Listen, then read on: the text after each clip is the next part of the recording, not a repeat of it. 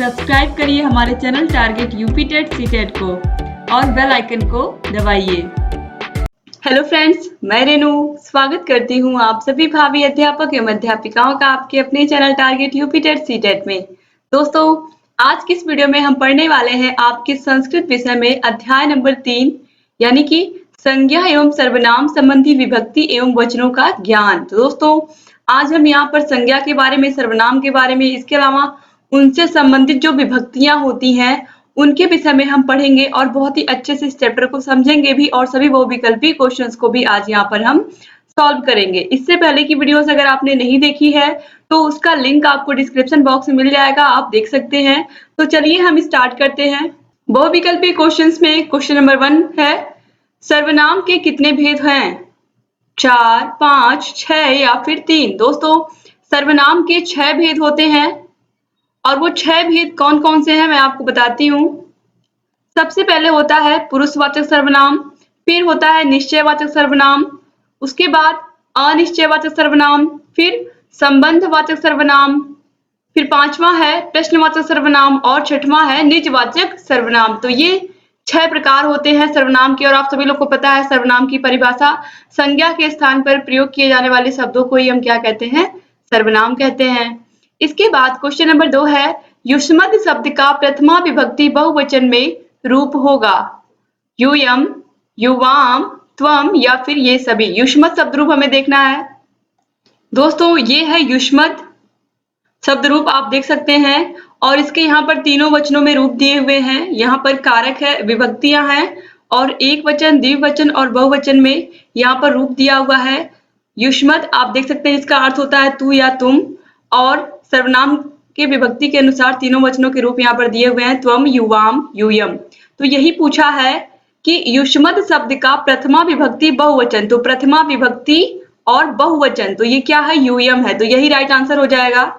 तो दोस्तों, यहाँ पर ऑप्शन ए यूयम बिल्कुल राइट आंसर हो जाएगा। युष्मद् शब्द का प्रथमा विभक्ति बहुवचन में रूप हो गया यूयम। आपने देखा भी कैसे हुआ।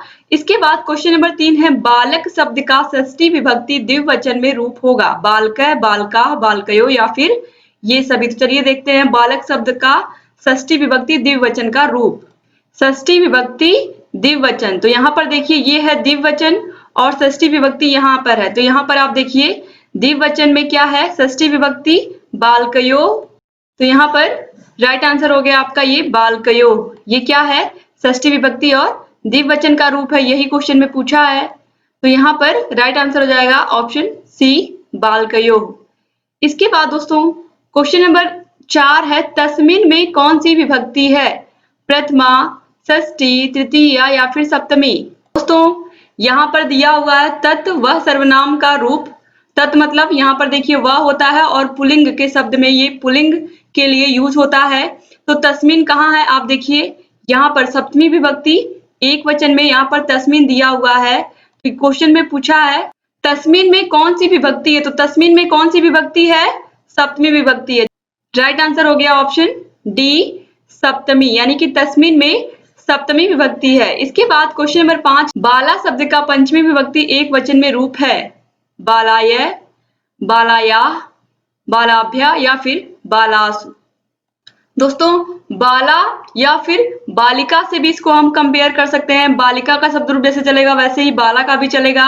तो चलिए हम देखते हैं बालिका के शब्द रूप में पंचमी विभक्ति एक वचन में किस तरीके से रूप बने। यहाँ पर देखिए ये बालिका शब्द रूप है और बालिका का पंचमी विभक्ति एक वचन में रूप क्या है? बालिकायाः। तो यहाँ पर बालिका दिया है, बस इसमें क्या जोड़ दिया गया है? यहाँ पर आ की मात्रा और विसर्ग। तो अगर बाला होगा तो उसमें भी क्या होगा? बाला और या की मात्रा और विसर्ग, बस यही या की मात्रा और विसर्ग जोड़ दिया जाएगा। तो यहाँ पर आप देखिए बाला और या की मात्रा और विसर्ग, तो ये क्या हो गया? राइट आंसर हो गया ऑप्शन बी बाला या। ठीक है, समझ में आया होगा आप लोगों को, उम्मीद करती हूँ। इसके बाद आगे चलते हैं। क्वेश्चन नंबर 6 है, तो में वचन है? एक वचन, द्विवचन, बहुवचन या फिर ये सभी? तो चलिए देखते हैं हम। यहाँ पर आप देखिए तत् वह पुल्लिंग शब्द रूप में तो और तो यहाँ पर दिया हुआ है और ये दोनों किसमें है? द्विवचन में आते हैं। तो राइट आंसर क्या हो जाएगा? यहाँ पर ऑप्शन बी द्विवचन, यानी कि तो में द्विवचन होता है। इसके बाद आगे बढ़ते हैं। क्वेश्चन नंबर 7 है, युष्मत का षष्ठी विभक्ति बहुवचन में रूप है यूयम, युवयो, युष्माकम या फिर युष्माशु। चलिए देखते हैं। तो ये युष्मत शब्द रूप है, तू या तुम के अर्थ में ये होता है प्रयोग। सर्वनाम के विभक्ति के अनुसार यहाँ पर इसके तीनों वचनों में रूप दिए हुए हैं, विभक्तियां हैं और वचन हैं। तो यहाँ पर हमें देखना है, हमको षष्ठी विभक्ति बहुवचन का रूप चाहिए, तो षष्ठी विभक्ति बहुवचन। दोस्तों यहाँ पर देखिए युष्माकम दिया हुआ है, षष्ठी विभक्ति और बहुवचन, तो यहाँ पर ये है युष्माकम, तो ये राइट आंसर हो जाएगा युष्माकम। तो यहाँ पर ऑप्शन सी जो है ये बिल्कुल सही है। यहाँ पर का के ऊपर बिंदु लगा दिया गया है, तो ये आधा म हो गया है, या फिर आप म लिख करके और उसके नीचे हलंत लगा देंगे तो आपको ये बिंदु हटाना पड़ेगा। तो इस तरीके से, दोनों तरीके से आप सही है, चाहे आप उस तरीके से लिखिए या फिर इस तरीके से लिखिए, बात एक ही है। तो युष्माकम हो गया युष्मत शब्द रूप का षष्ठी विभक्ति बहुवचन में रूप। क्वेश्चन नंबर 8 है, ताभ्य किस विभक्ति का रूप है? पंचमी, चतुर्थी, दोनों या फिर कोई नहीं। दोस्तों यहाँ पर देखिए तत् वह स्त्रीलिंग में प्रयोग होता है और ताभ्य यहाँ पर दिया हुआ है, तो आप देखिए चतुर्थी विभक्ति में भी और पंचमी विभक्ति में भी ताभ्य का प्रयोग हुआ है, यानी कि ये चतुर्थी विभक्ति में भी प्रयोग होता है और पंचमी विभक्ति में भी प्रयोग होता है। तो इसीलिए राइट आंसर हो जाएगा ऑप्शन सी, यानी कि दोनों, पंचमी और चतुर्थी दोनों में ये प्रयोग होता है ताभ्य। तो ये चतुर्थी विभक्ति का भी रूप है और पंचमी विभक्ति का भी रूप है। इसके बाद क्वेश्चन नंबर 9 है, जल की द्वितीय विभक्ति बहुवचन है जलानि, जलय, जलेभ्य या फिर जलानाम। दोस्तों जल का द्वितीय विभक्ति बहुवचन में रूप हमें देखना है। तो जल का द्वितीय विभक्ति बहुवचन में आप देखिए बहुवचन यहाँ पर है, द्वितीय विभक्ति यहाँ पर है, तो आप जाएंगे यहाँ पर आप देखेंगे जलानि, तो ये राइट आंसर हो जाएगा। दोस्तों अगर आप चाहें तो इसका स्क्रीनशॉट भी ले सकते हैं, जितना यहाँ पर रूप मैं बता रही हूँ, ताकि आप इन सभी को लर्न कर लें, क्योंकि ये आप सभी के एग्जाम की दृष्टि से बहुत ही महत्वपूर्ण है सभी रूप। तो इनको अगर आप चाहें तो लर्न भी कर सकते हैं। तो इस तरीके से आप स्क्रीनशॉट ले लीजिए, इसीलिए मैं अच्छे से डिटेल में पढ़ा रही हूँ आप लोगों को, ताकि आपको समझ में आए कि कैसे आपको ढूंढना है और कैसे याद करना है इसको। तो यहाँ पर राइट आंसर हो जाएगा ऑप्शन ए जलानि। इसके बाद क्वेश्चन नंबर 10 है, संप्रदान कारक में विभक्ति होती है प्रथमा, द्वितीय, तृतीय या फिर चतुर्थी। दोस्तों यहाँ पर आप देखिए विभक्ति है, कारक है, चिन्ह है, तो संप्रदान कारक में कौन सी विभक्ति होती है? चतुर्थी विभक्ति होती है। आप याद कैसे रखेंगे? कारक कर्ता ने कर्म को करड़ से या के द्वारा संप्रदान के लिए अपादान से अलगाव, संबंध का के की रा रे री ना नी ने अधिकरण में पर संबोधन हे अरे अजी। तो इस तरीके से यहाँ पर जो संप्रदान होता है वो चतुर्थी विभक्ति इसमें आती है, और इसका जो अर्थ होता है चिन्ह होता है के लिए होता है। तो इन चिन्हों को आप याद रखिएगा, एग्जाम में पूछता है। और यहाँ पर देखिए ये क्वेश्चन पूछा भी गया है 2016 में। तो राइट आंसर हो जाएगा ऑप्शन डी, चतुर्थी विभक्ति होती है संप्रदान में, और अपादान में पंचमी विभक्ति होती है। यहाँ पर संप्रदान पूछा है तो राइट आंसर हो गया ऑप्शन डी, चतुर्थी। क्वेश्चन नंबर 11 है, सर्वस्या शब्द में विभक्ति होती है प्रथमा, द्वितीय, पंचमी या फिर चतुर्थी। तो यहाँ पर भी आप देखिए या की मात्रा है, सर्वस्व में या जुड़ा है, या पर आ की मात्रा और दो बिंदु लगे हुए हैं, यानी कि विसर्ग लगा हुआ है। तो इस तरीके से भी आपने देखा था बालकाया, बालिकाया और बालाया। तो कौन सी विभक्ति थी? अभी आपने ऊपर देखा था पंचमी विभक्ति थी। तो यहाँ पर भी सर्वस्या में भी पंचमी विभक्ति होगी, या पर आ की मात्रा और दो बिंदु। तो राइट आंसर हो जाएगा ऑप्शन सी, पंचमी विभक्ति।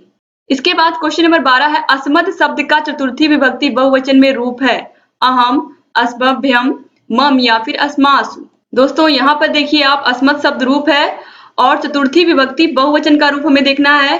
तो ये है चतुर्थी विभक्ति और ये है बहुवचन, तो यहाँ पर हो गया अस्मभ्यम। तो ये राइट आंसर हो गया। तो चलिए यहाँ पर हम राइट आंसर पर टिक लगाते हैं, अस्मभ्यम, ऑप्शन बी बिल्कुल सही है।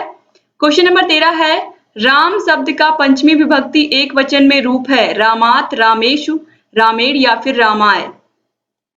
राम शब्द का पंचमी विभक्ति एक वचन, दोस्तों आप चाहें तो इसका भी स्क्रीनशॉट ले सकते हैं।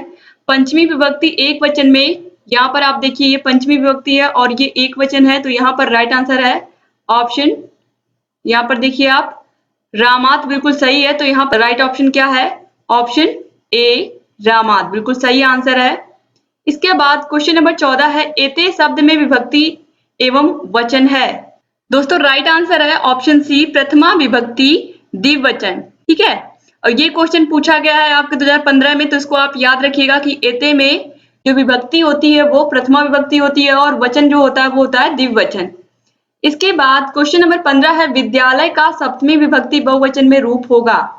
विद्यालयेषु, विद्यालयात्, विद्यालस्य या फिर विद्यालयाय। तो राइट आंसर हो जाएगा ऑप्शन ए विद्यालयेषु। दोस्तों आप किसी भी शब्द रूप का सप्तमी विभक्ति बहुवचन देखेंगे तो वहां पर यहाँ पर आप देखिए श पर छोटा ऊ की मात्रा आएगी। जैसे बालिका का आपने देखा बालिकेषु हो गया है सप्तमी विभक्ति बहुवचन। इसके बाद यहाँ पर आप देखिए आप नदी का देखेंगे तो नदी का भी नदीषु हो गया है। ये सप्तमी विभक्ति बहुवचन याद रखना बहुत ही आसान है आप लोगों के लिए। इसके अलावा आप यहाँ पर देखिए फल का आप देखोगे तो ये फलेषु हो गया, यहाँ पर भी श पर छोटा ऊ की मात्रा लग गया है। तो इस तरीके से यहाँ पर भी विद्यालय का सप्तमी विभक्ति बहुवचन में रूप क्या हो गया है, विद्यालयेषु हो गया है। तो ये आप याद रखिएगा, सभी शब्द रूपों में आपको काम आएगा ये। क्वेश्चन नंबर 16 है फल का षष्ठी विभक्ति द्विवचन में रूप होगा। फलेषु, फलयो, फलेन या फिर फले। षष्ठी विभक्ति द्विवचन यहाँ पर आप देखिए फलयो। ठीक है, षष्ठी विभक्ति द्विवचन यानी कि फल का क्या हो जाएगा, फलयो हो जाएगा। तो राइट आंसर हमारा हो जाएगा ऑप्शन बी फलयो। इसके बाद क्वेश्चन नंबर 17 है विभक्तियां सामान्य रूप से होती हैं कितने प्रकार की। विभक्तियां सामान्य रूप से कितने प्रकार की होती हैं, क्वेश्चन ध्यान से पढ़िएगा। 2 प्रकार की, 3 प्रकार की, 4 प्रकार की या फिर 7 प्रकार की। तो चलिए मैं बताती हूँ आपको। यहाँ पर आप ध्यान से देखिए दोस्तों, विभक्तियां सामान्य रूप से 2 प्रकार की होती हैं, कारक विभक्ति और उपपद विभक्ति। कारक विभक्ति में ही जिसमें आप पढ़ते हैं कर्ता, कर्म, करण, संप्रदान, अपादान। ठीक है, यहाँ पर आप देखिए ये आप पढ़ते हैं कारक के अंतर्गत, कारक विभक्ति के अंतर्गत कर्ता, कर्म, करण, संप्रदान, अपादान, संबंध, अधिकरण, संबोधन, और इसके अंतर्गत ये विभक्तियां होती हैं। अब यहाँ पर जो उपपद विभक्ति होती है, यहाँ पर देखिए इसमें इसका कोई प्रकार नहीं होता है, लेकिन जो कारक विभक्ति होती है इसी के अंतर्गत हम जो लगातार जितने भी यहाँ पर हमने शब्द रूप देखा वो इसी के अकॉर्डिंग हम पढ़ते हैं। तो आप कंफ्यूज मत होइएगा, जो विभक्तियां होती हैं वो 2 प्रकार की होती हैं, कारक विभक्ति और उपपद विभक्ति। और कारक विभक्ति के अंतर्गत ही ये 7 विभक्तियां आती हैं जिसमें हम प्रथमा, द्वितीय, तृतीय, चतुर्थी, पंचमी, षष्ठी और सप्तमी इस तरीके से पढ़ते हैं। ठीक है, तो राइट आंसर पहले लगा देते हैं तब आगे बढ़ते हैं। तो ऑप्शन ए जो है 2 प्रकार की, ये बिल्कुल सही आंसर है। क्वेश्चन नंबर 18 है अस्मिन शब्द में विभक्ति एवं वचन है।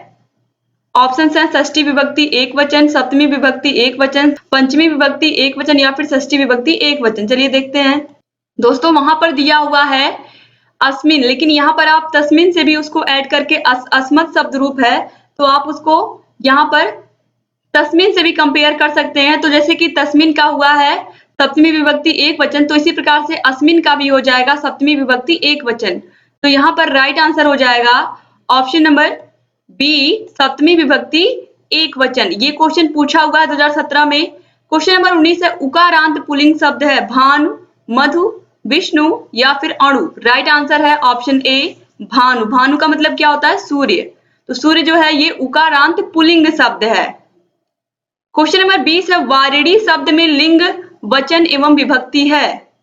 दोस्तों यहाँ पर आप देखिए जो वारिणी है, वारिणी आप देख सकते हैं वारी शब्द रूप है, वारी का मतलब जल होता है, इकारांत नपुंसक लिंग है, तो नपुंसक लिंग द्विवचन में यहाँ पर ये लिखा हुआ है। और ये दोस्तों यहाँ पर देखिए क्योंकि ऑप्शन में केवल प्रथमा दिया है इसलिए हम प्रथमा ही लगाएंगे। तो यहाँ पर देखिए राइट आंसर है ऑप्शन डी, जो जल होता है वो नपुंसक लिंग होता है और ये द्विवचन में आपने देखा, और ये यहाँ पर राइट आंसर हो जाएगा प्रथमा। जबकि प्रथमा और द्वितीय विभक्ति दोनों में ही वारिणी शब्द है, लेकिन यहाँ पर ऑप्शन में केवल प्रथमा ही दिया है चारों में, तो इसलिए राइट आंसर हो जाएगा नपुंसक लिंग द्विवचन प्रथमा। तो चलिए देख लेते हैं एक बार फिर से। यहाँ पर देखिए नपुंसक लिंग, आप ध्यान से देखिए नपुंसक लिंग, उसके बाद प्रथमा विभक्ति और द्विवचन। राइट आंसर बिल्कुल यहाँ पर आप देखिए ऑप्शन डी बिल्कुल सही है। क्वेश्चन नंबर 21 है धेनवा शब्द में लिंग, वचन व विभक्ति है। तो ये धेनु शब्द रूप है। दोस्तों यहाँ पर देखिए धेनवा लिखा हुआ है, आप देख सकते हैं धेनवा तृतीय विभक्ति एक वचन में, और ये क्या है स्त्रीलिंग। धेनु मतलब गाय होता है, गाय स्त्रीलिंग में आती है, तो यहाँ पर स्त्रीलिंग तृतीय विभक्ति एक वचन ये रूप है। तो राइट आंसर हो जाएगा स्त्रीलिंग, एक वचन, तृतीया विभक्ति। बिल्कुल सही ऑप्शन है ऑप्शन बी। इसके बाद क्वेश्चन नंबर 22 है, राज्य शब्द रूप में प्रयुक्त वचन है, एक वचन, द्विवचन, बहुवचन या फिर एक वचन और बहुवचन दोनों। तो चलिए देखते हैं राज्य शब्द। यहाँ पर आप देखिए राजा या फिर राजन, यहाँ पर आप देखिए इसमें दोस्तों राज्य है पूछा हुआ है, तो राज्य आप ढूंढिए, राज्य कहाँ पर, यहाँ पर आप देख सकते हैं ये बहुवचन में दिया हुआ है और एक वचन या बहुवचन है यही पूछा है राज्य। अब यहाँ पर आप देखिए यहाँ पर फिर राज्य दिया हुआ है, यानी कि राज्य एक वचन में भी प्रयुक्त होता है और बहुवचन में भी प्रयुक्त होता है। तो आप अगर एग्जाम में आएगा तो गलत नहीं होगा, एक बार फिर से ध्यान से देख लीजिए, एक वचन में भी आपको राज्य मिल जाएगा और बहुवचन में भी आपको राज्य मिल जाएगा। तो राइट आंसर हो जाएगा ऑप्शन डी, एक वचन व बहुवचन दोनों में। अब आप लोग की कंफ्यूजन भी दूर हो गई होगी और ये सब क्वेश्चन पूछे हुए हैं दोस्तों, इन सभी शब्द रूपों को आपको याद रखना है। आप चाहें तो स्क्रीनशॉट ले सकते हैं इन सभी का, इसीलिए मैंने एक एक को यहाँ पर समझाया हुआ है अच्छे से। क्वेश्चन नंबर 23 है, पत्तियों में विभक्ति और वचन है, प्रथमा विभक्ति एक वचन, तृतीया विभक्ति द्विवचन, सप्तमी विभक्ति एक वचन या फिर द्वितीया विभक्ति द्विवचन। दोस्तों राइट आंसर है सप्तमी विभक्ति एक वचन, बिल्कुल सही आंसर है। इसके बाद क्वेश्चन नंबर 24 है, षष्ठी विभक्ति का चिन्ह है। दोस्तों षष्ठी विभक्ति संबंध कारक में आता है और संबंध कारक का चिन्ह होता है का, के, की, रा, रे, री, आपने देखा भी था। तो राइट आंसर हो जाएगा ऑप्शन डी, बिल्कुल सही है। तो इस तरीके से जितने भी क्वेश्चन थे सबको मैंने अच्छे से आप लोगों को समझाया। उम्मीद करती हूँ कि आपके बहुत सारे डाउट्स भी क्लियर हुए होंगे और आपने अच्छे से सभी क्वेश्चंस को समझा भी होगा। तो वीडियो कैसा लगा आप लोग कमेंट बॉक्स में कमेंट करिएगा दोस्तों, क्योंकि जितने कमेंट्स आपके आएंगे उतनी ऐसे वीडियोस हम लेकर के आप लोगों के लिए आएंगे। तो आप लोग प्लीज अच्छे से पॉजिटिव कमेंट्स किया करिए और जहां कहीं भी कोई भी समस्या है हमसे बताते रहिए।